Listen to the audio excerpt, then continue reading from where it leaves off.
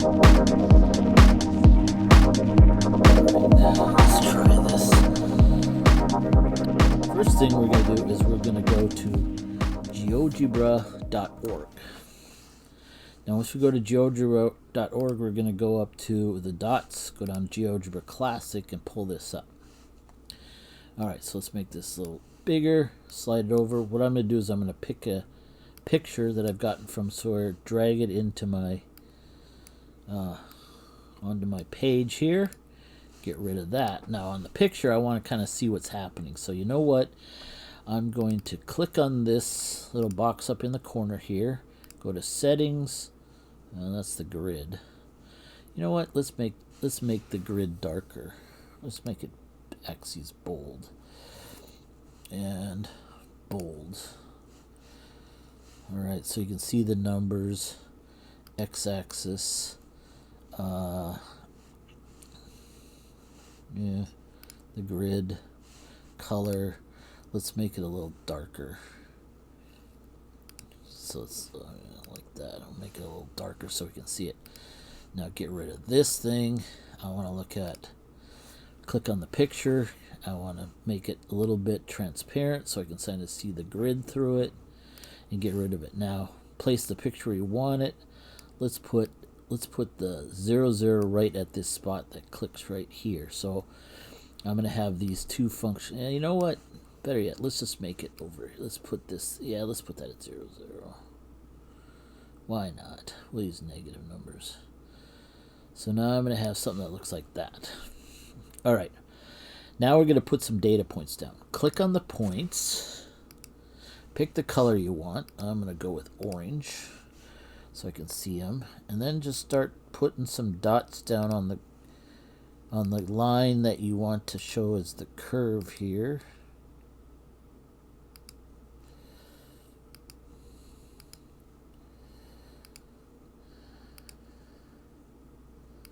And we're going to fit the data. Now this picture could be anything. Could be an animal, could be a person's head, I don't know. I just like this picture from Glacier Park that my son took when he was doing photography on a trip that we had out. So we'll go and we'll get some points that look like that.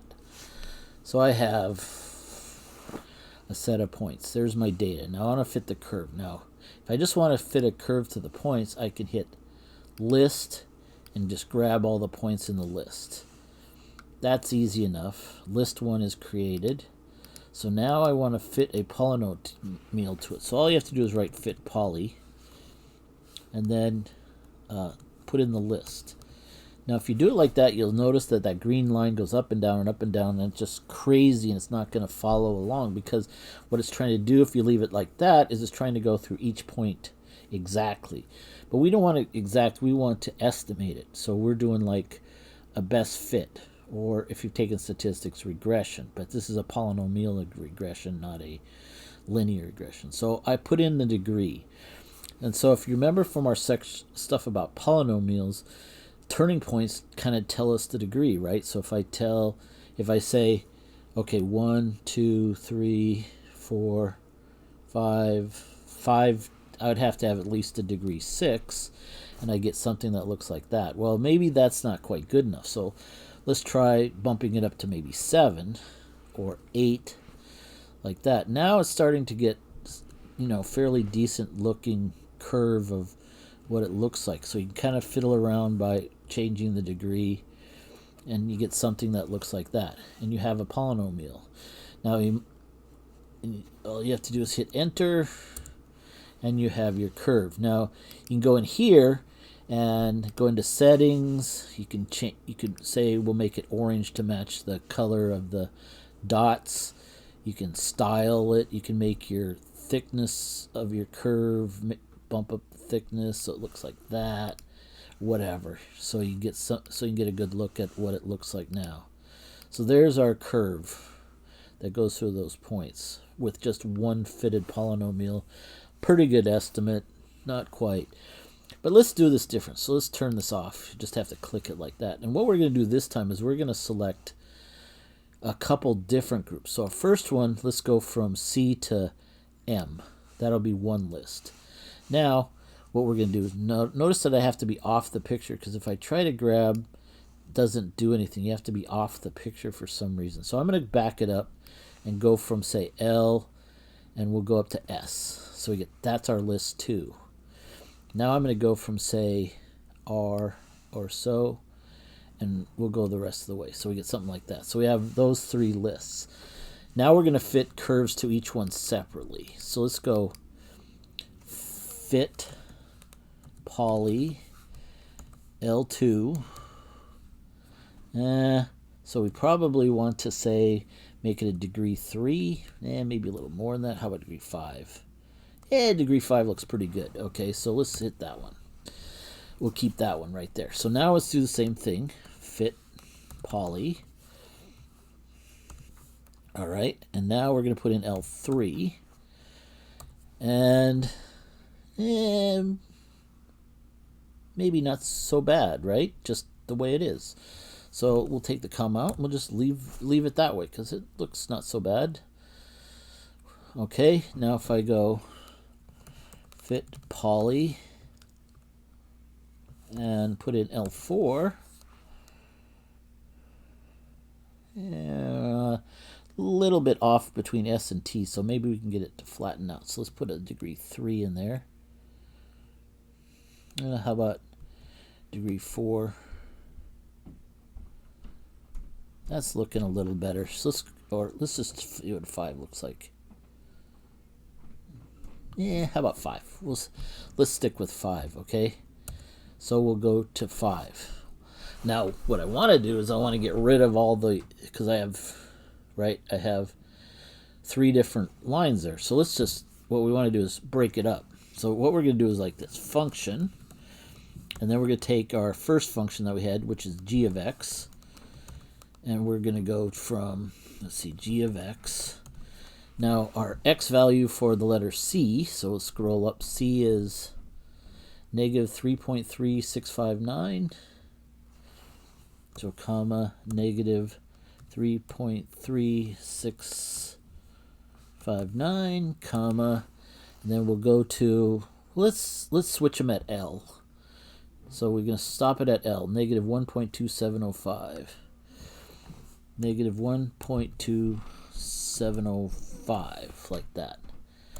So we get just that piece. So now if I turn off G, we should be able to see, kinda, you can see the gray thing there. Let's change the color just so. Okay, all back to normal. Those are kind of mistakes. If you click the wrong button, you have to go back. Okay, so let's try this again. So we're going to go function. Now we go leave where the last one left off, so negative 1.2705. And we're going to go to, well, let's go to, say, Q. 0.2973. 0.2973. Yeah. Oh, we got to tell it a function, yeah. What function we're going to follow? The blue one, which is h of x. Got all crazy here. All right, so I can turn that blue one off for the new blue one. All right, so then now we're going to go function. We're going to go Q 0. Oops, we got to tell what function it is, otherwise I'll make that same mistake. Q from, where am I? 0.2973 to our A1, which is 2.9797. And we have that piece there, so I should be able to turn that one off. It doesn't know what it's doing, so why doesn't it know? Oh, because it should have been P of X, not Q of X. Let's put in a P there. There we go. Okay. All right. So now we have all the pieces, but it's 3 different functions. So let's sew these things together by making a piecewise defined function. So that means we have to use what's called an if statement. So if I'm going to go if x is less than or equal to, and so where do I want it to be less than or equal to? I want it to be less than or equal to where we had the L value. That's where we saw it off. So the L was negative 1.2705. Negative 1.2705. So if it's less than that, I want it to be Q of x. Otherwise, if it's greater than that, I want it to be R of x. Like that. All right, so now if I turn off these two, I should have a graph there, which I do. So, okay, so now what I'm going to do is I'm going to create a new one. If x is less than or equal to, now I want to start at, if it's less than the Q value, in other words, go back up here, right at Q, you have 0.2973. So if it's less than 0.2973, I want it to be the function we just created, t of x, and then I want it otherwise I want it to be s of x. All right, so now I can turn these off and I should have one function that follows it. So I sewed them all together and created a piecewise defined function. And